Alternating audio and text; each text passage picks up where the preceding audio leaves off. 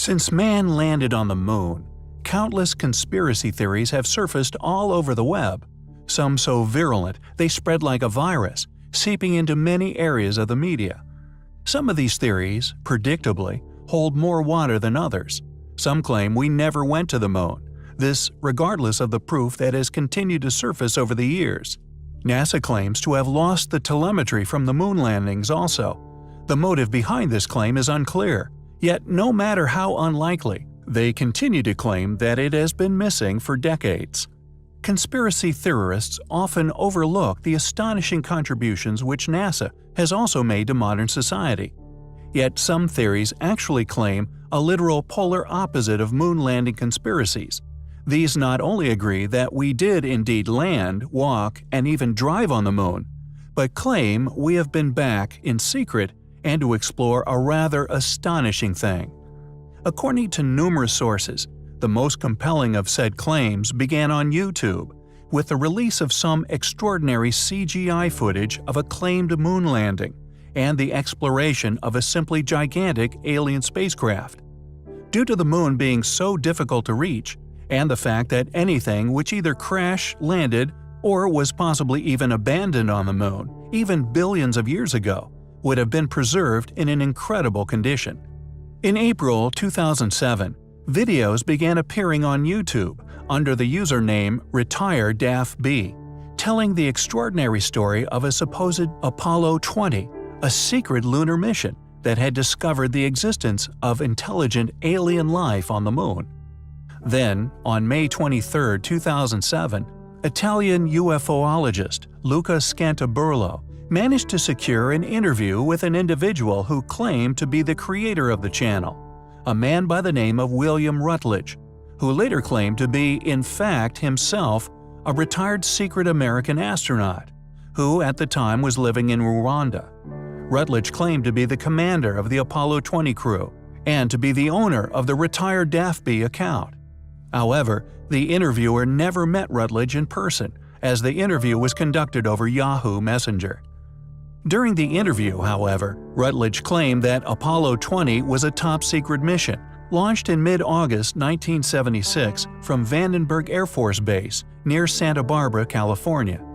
He also claimed that it was conducted jointly by the United States and the former Soviet Union. He also alleged that other missions were made by American astronaut Leona Snyder, a now-established fictitious persona, and former Soviet cosmonaut Alexei Leonov, the first human to perform a spacewalk.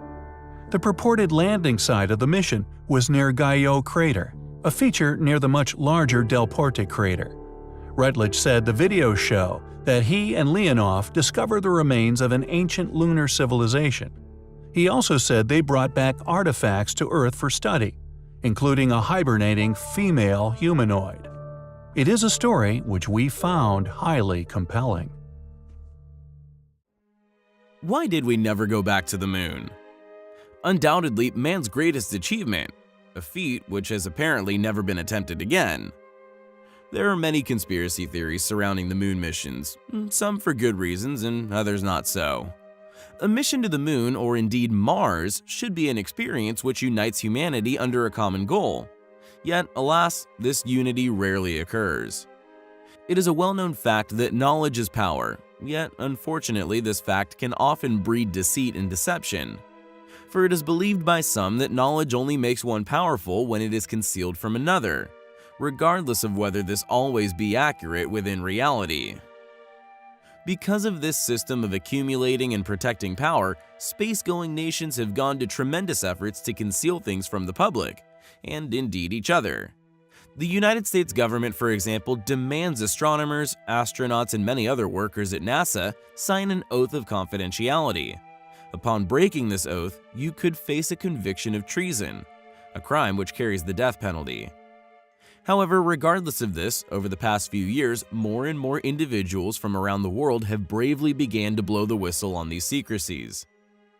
Dr. Ken Johnston, former director of NASA's Department of Photographic Evidence, has stated that during his stay at the agency, he was able to see original photos of countless ruins, pyramids, and intact temples all resting upon the moon.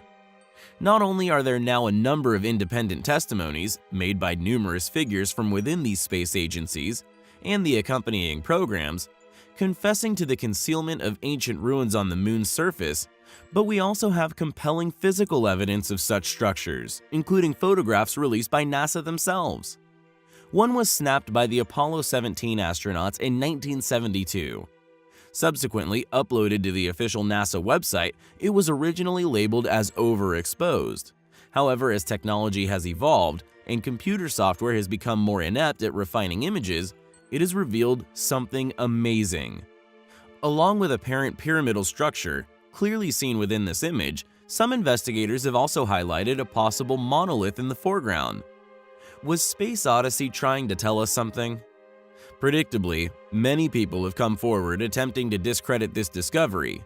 Yet fortunately for us, in the December of 2008, the Hubble Space Telescope took some extremely intriguing images of its own. Images which seem to corroborate the once overexposed Apollo photo. Do these images actually show ancient ruins upon the surface of the moon? If this is the case, how did they get there? Or more importantly, who could have built them? Are these relics proof of an ancient space-going civilization? Or maybe extraterrestrial activity? Regardless of how they got there, we find their existence highly compelling and could be perceived as a possible motive for turning the space programs into black projects. Maybe we did go back to the moon. It's just most were never told about it. After all, knowledge is power. Thanks for watching, guys, and until next time, take care. There are many theories which orbit the Apollo space missions. However, apart from the obvious moon hoax claims, there are many other baffling tales surrounding these missions. Surrounding not only a proof to the validity of the programs, but also a seemingly transparent approach to presumably many, although we would never believe all, of the anomalies that the American Space Agency encountered during those incredibly expensive yet highly successful missions. Watched by nearly everyone spinning around on our small globe. One, very few lucky enough to travel away from, like to call the Blue Marble. There are many unexplained images that have been snapped of the moon by NASA. Some claimed as showing nothing like that of the famous pyramid we have covered in the past, seemingly rediscovered on an image once claimed by NASA as an overexposed image. Yet there are many other anomalies and objects NASA neither confirm nor deny the existence of, yet still release said images to the world. They do not deny and equally accept that many they cannot explain. The Shard. This image is a 44-time enlargement of a lunar orbiter frame coded LO384M. Taken with a medium-resolution camera at a distance of at least 250 miles, it shows an object dubbed by Richard Hoagland as the Shard. Interestingly, although some have dismissed the object as a simple camera malfunction, the Shard also possesses a shadow correctly aligned with the position of Sol at that time. According to Hoagland, quote, "Poor resolution images like this one of the Shard have led some to conclude it is an ephemeral outgassing event. However, the Enterprise mission enhancements reveal no spray or splatter, which would be consistent with such a conclusion." He goes on to state, "The object appears to be solid, though badly battered by meteors." End quote. Above and behind the Shard is the Tower, another among this collection of mystifying images of apparent lunar objects. The Tower has been researched and studied by many people since its discovery among NASA's images. A massive structure, calculated as being an incredible 7 miles high, this estimation clearly makes any consideration that the tower is indeed a real structural anomaly soaring from the lunar surface a tough pill to swallow. Yet the images remain an incredibly difficult thing to explain, and the tower's cuboid feature atop just adds to this ongoing mystery, yet one of deep intrigue, is the mystery of Castle. The name given to an object captured by the Apollo 10 astronauts during the Moon orbit mission, codenamed AS-10-32-4822.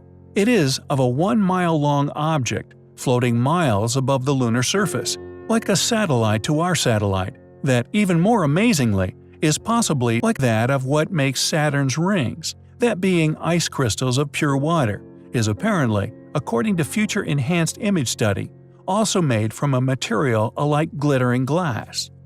Apart from the reports of strange music being heard on the far side of the moon, a claim few will ever be able to confirm the truth of, this extraordinary object is something very few know of, and even less have studied. Unless more attention is given to such incredible anomalies, ones witnessed by us already, and so relatively close to our little home, we may never know what they are. They are, undoubtedly, highly compelling.